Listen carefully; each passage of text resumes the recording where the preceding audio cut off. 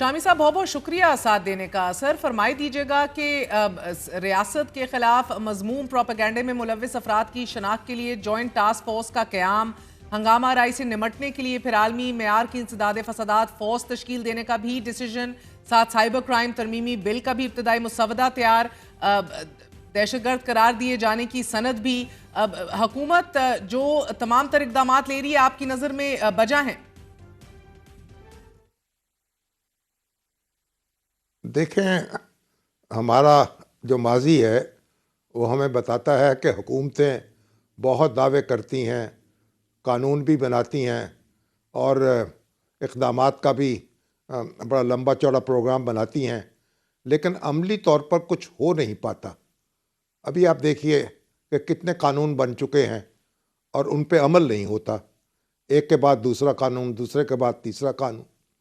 अभी आप देखें जो साइबर क्राइम विंग है यानी FIA का यहाँ लाहौर में, उसने सिर्फ 20 अफराद हैं, हर किस्म के लोग जो हैं 20, और लाहौर इतना बड़ा शहर है, उनके पास ये फुर्सत ही नहीं है कि वो मुकदमात जो हैं उनकी तफसील में जा सकें और तफ्तीश कर सकें, कार्रवाई कर सकें, क्योंकि अवलन तो कोई ट्रेनिंग नहीं है, कोई ऐसे लोग नहीं हैं जो इन मौज़ूआत पर दस्तरस रखते हों, और जो हैं उनको सर को जाने की फुर्सत नहीं मिलती। तो ये जो सारे दावे हैं, जब अमली तौर पर कुछ करके दिखाया जाएगा तो फिर बात होगी। अभी तो अगर ये सारे इक़दामात जो हैं, अगर नज़ला इनका हम लोगों पर गिरना है और जो मेन स्ट्रीम मीडिया है उसको इससे अफेक्ट होना है, तो फिर जाहिर है उसके नताइज और होंगे।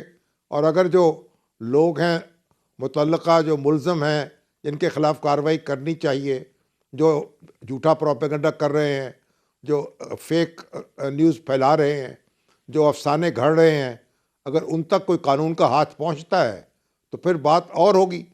तो हमें सिर्फ दावों पे नहीं जाना चाहिए, अमली इक़दामात की तरफ देखना चाहिए। और सर जो अज़म नज़र आ रहा है हुकूमत वक्त का इस पूरे सानहे से निमटने के लिए और इसके आफ्टर मैथ को एड्रेस करने के लिए, क्या वो भी अमली तौर पे दुरुस्त है, या इस टाइम के ऊपर पैरेलल एक डायलॉग कमेटी भी तश्कील पानी चाहिए थी, राना सनाउल्लाह समेत दीगर शख्सियात पर मबनी, कि जो रीच आउट करे, कहीं ना कहीं अफाम तफहीम या डायलॉग की बात करे, कहीं ना कहीं ये जो फासले इतने बढ़ चुके हैं, पोलराइजेशन इतनी एक्सट्रीम पर है, उसको ख़त्म करने की कोशिश करे, बजाय सिर्फ इसके कि टास्क फोर्स पे टास्क फोर्स बनाई जा रही है, केसेस बन रहे हैं, लोगों को धरा जा रहा है।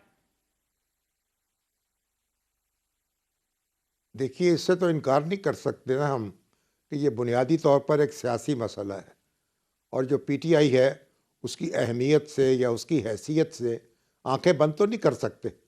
और बुनियादी बात तो यह है कि आप यानी फ़लसफ़ी को बहस के अंदर खुदा मिलता नहीं, डोर को सुलझा रहा है और सिरा मिलता नहीं। ये जो कुछ भी हो रहा है, जो प्रोपेगेंडे का तूफ़ान उठाया जा रहा है, या मुबालगा किया जा रहा है, या झूठ फैलाया जा रहा है, जो ओवरसीज़ पाकिस्तानीज़ जो हैं वो अपने तौर पर लगे हुए हैं, अपनी रियासत के ख़िलाफ़ बातें घड़ रहे हैं, तो ये बुनियादी बात तो ये है कि जो PTI के साथ और उसके मुखालफों के साथ जो मामला हो रहा है वो एक दूसरे के मुकाबिल हैं, एक दूसरे के साथ बैठने को तैयार नहीं है।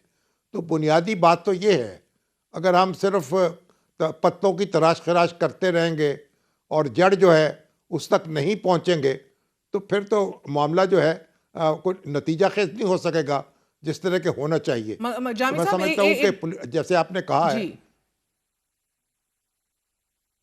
एक बड़ी पॉलिटिकल एंगेजमेंट जो है वो भी जरूरी है। एक बड़ी एक्सट्रीम पोजीशन ली है हुकूमत ने। मरियम साहिबा आज सियासी गंद करार दे रही हैं तहरीक इंसाफ को। शहबाज शरीफ साहब खात्मे का लफ्ज़ इस्तेमाल कर रहे हैं, पाकिस्तान दुश्मन का लफ्ज़ इस्तेमाल हो रहा है। इससे तो हम शायद मजीद बुरानी कैफियत की तरफ गामजन होंगे। देखिए, दोनों तरफ से एक्सट्रीम पोजीशन ली जा रही है। अगर PTI का बयानिया देखिए, उनके जो वर्कर्स हैं उनकी बातें सुनिए, उनके जो लीडर हैं उनके लहजे को देखिए, उनके तेवर देखिए, जो गंडापुर साहब जिस तरह बातें करते हैं और जिस तरह उनसे वाबस्तगान जो हैं और ख़ास तौर पर बाहर बैठे हुए जिस तरह की बातें करते हैं, जैसे कौम को उकसा रहे हैं फ़ौजी इदारों के ख़िलाफ़, फ़ौज के ख़िलाफ़, उनकी हत्ता कि उनके सनती अदारों के ख़िलाफ़, उनकी मसनूआत के ख़िलाफ़। तो जो जो जहरीली बातें कही जा रही हैं वो भी तो एक बड़ी शर्मनाक हैं। लेकिन अगर जो बरसर इक़्तिदार जमात है या जमातें हैं वो भी अगर उसी लहजे में जवाब देने लगें और उसी तरीके से तलख़ नवाई करने लगें तो फिर हम कहीं नहीं रुक सकेंगे। पाकिस्तान की तारीख़ को उठा के देखें, जब भी इस तरह की महाजराई की सूरत पैदा हुई है तो बाद औक़ात तो फ़रीक़ैन हाथ मलते रह गए हैं और एक नई सूरत हाल ने हमें घेर लिया है।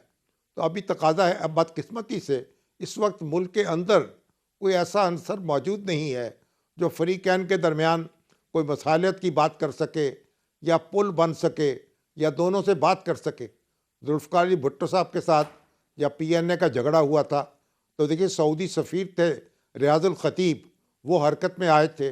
उन्होंने बड़ी कोशिश की थी कि मुज़ाकरात शुरू हो जाएं और मुज़ाकरात तो शुरू भी हो गए थे, अगरचे कि नतीजा ना निकल सका।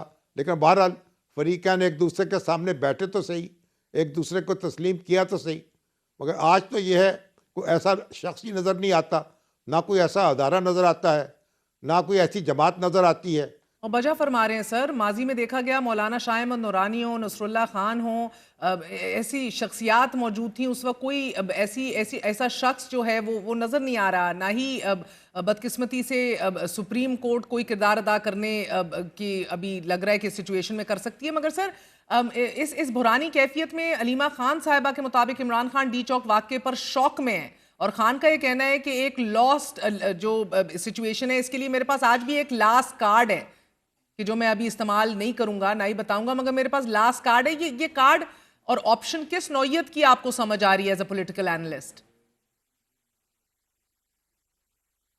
देखिए मुझे तो समझ नहीं आ रही कि कौन, उन्होंने तो आखिरी कॉल भी दे दी थी। जो ये डी चौक पे लोग इकट्ठे हुए हैं ये तो आखिरी मार्का लड़ने के लिए इकट्ठे हुए थे और इन्होंने तो वापस नहीं जाना था, और जाना था तो इनकी लाशों ने जाना था और उनके जनाजे पड़े जाने थे। उन्हें तो सारी ये वसीयतें कर दी थी। लेकिन फिर आपने देखा कि क्या हुआ। अभी यही कन्फ्यूजन पैदा हो गया है कि डी चौक में क्यों पहुँचे हैं, खान ने इसकी इजाज़त दी थी या इस पर इसकी तलकीन की थी या नहीं की थी, और बुशरा बीबी ने अपने तौर पर ऐलान कर दिया या खान से पूछ कर किया। तो अभी तो इन सवालों के जवाब नहीं मिल रहे। तो जो आखिरी कॉल आएगी तो वो कौन सी ऐसी कॉल होगी और कौन सा ऐसा पत्ता होगा कि जिससे सब ज़ेर ज़बर हो जाएगा और उल्टे सीधे हो जाएंगे और सीधे उल्टे हो जाएंगे। और सर ये अब सूरत हाल ये है कि फाइनल कॉल तो गले पड़ गई, लेने के देने पड़ गए। जमात के अंदर एक सख्त बहरान है, कंफ्यूजन है। लेकिन खान साहब का आज ये कहना कि बुशरा बीबी ने एज पर माई इंस्ट्रक्शंस ही सब कुछ किया है, क्या आपको लग रहा है कि वो एक तरह से पार्टी को ही सिर्फ कायल कर रहे हैं कि अब बस कर दें, उनके ऊपर कोई उंगलियां ना उठाई जाएं? मजीद बुशरा बीबी का कोई किरदार जमात में आपको जमात के लिए एक अच्छा शगुन साबित हो रहा है या बिगाड़ का सबब बन सकता है? देखिए अभी तक तो बिगाड़ का ही सबब बना है। देखिए जो खान साहब ने अगर संगजानी की बात की थी और डी चौक से मना किया था तो ये खबर भी हम तक तो उनकी पार्टी के लोगों के ज़रिए पहुंची है। जो बैरिस्टर सैफ हैं उन्होंने पहुंचाई है या गौहर साहब हैं उन्होंने पहुंचाई है।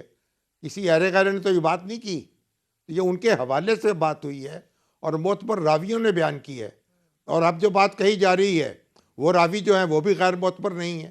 तो इससे मालूम होता है कि या तो खान खुद कंफ्यूज्ड हैं, वो खुद उनको समझ में नहीं आ रहा कि उन्होंने क्या इक़दाम करना है और किसका साथ देना है, या हो सकता है कि बुशरा बीबी का तहफ़्फ़ुज़ करना चाहते हों और उस पर जो शकूक पैदा हो रहे हैं और जो एतराज़ात की बौछार हो रही है उसका दिफा करना चाहते हों। लेकिन जो भी करना चाहते हों उनको करना चाहिए और वाज़ेह तौर पर करना चाहिए और बताना चाहिए कि उनकी पार्टी जो है उसकी लीडरशिप किसके पास है और किसकी बात लोगों को सुननी चाहिए। ये तो नहीं हो सकता कि पार्टी का चेयरमैन एक हो, सेक्रेटरी जनरल एक हो और बात किसी और की सुनी जाए। जब बात किसी और की सुनी जाएगी तो फिर कन्फ्यूजन तो पैदा होगा।